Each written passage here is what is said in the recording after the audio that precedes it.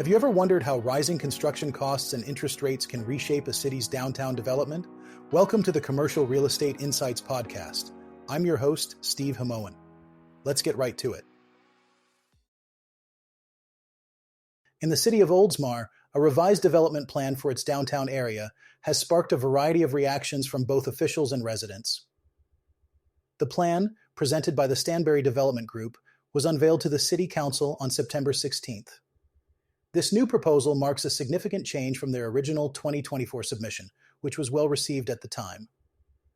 The revision has been driven by rising construction costs and interest rates, prompting the developer to scale back the project. Originally, the Stanbery Development Group's proposal included 250 residential units, 35,000 square feet of retail space, and a single-level parking deck. However, the new plan has reduced the number of residential units to 240 and significantly decreased the commercial space to just 10,000 square feet.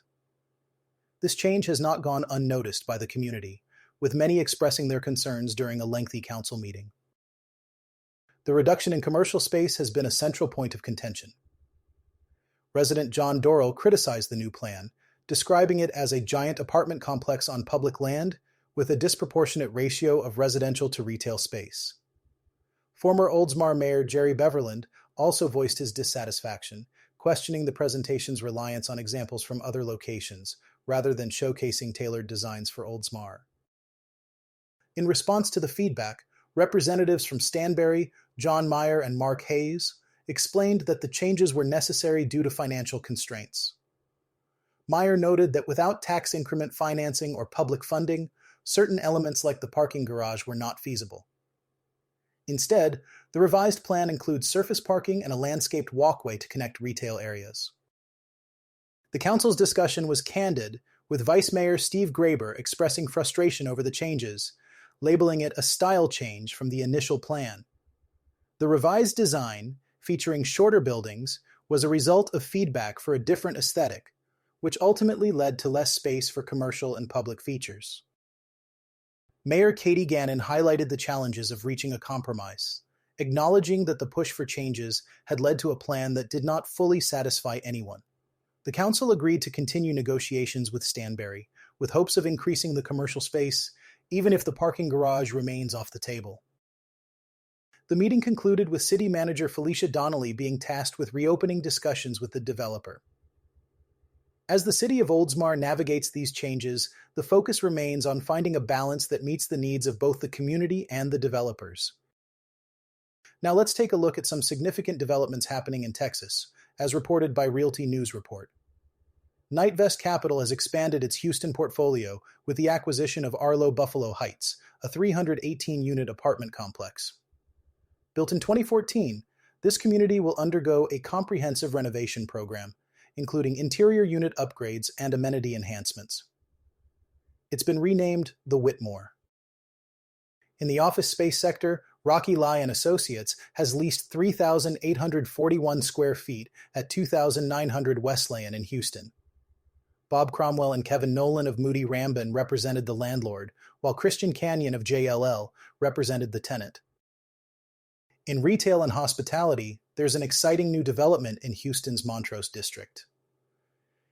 The duo behind the cocktail bar Melrose, Army Sadeghi and Brandon Duliakas, are set to open 1111, a restaurant and cocktail bar, in December.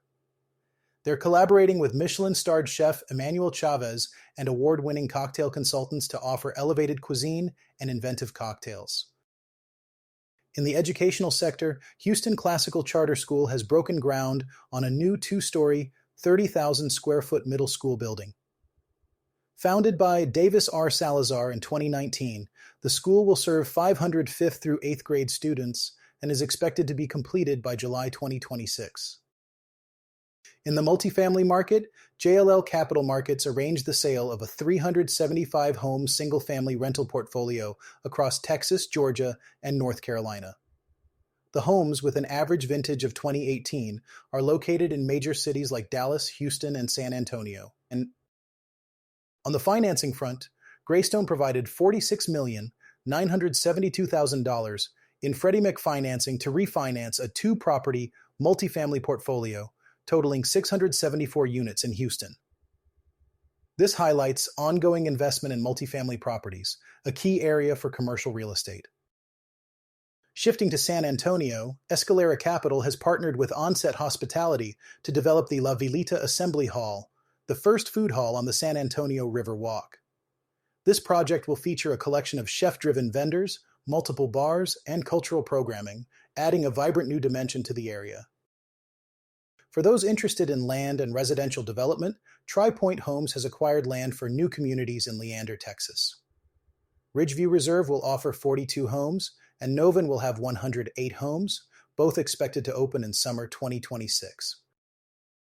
In industrial news, Polygon, a Dallas-based co-warehousing company, has opened a 55,000 square foot building offering flexible warehouse space to entrepreneurs.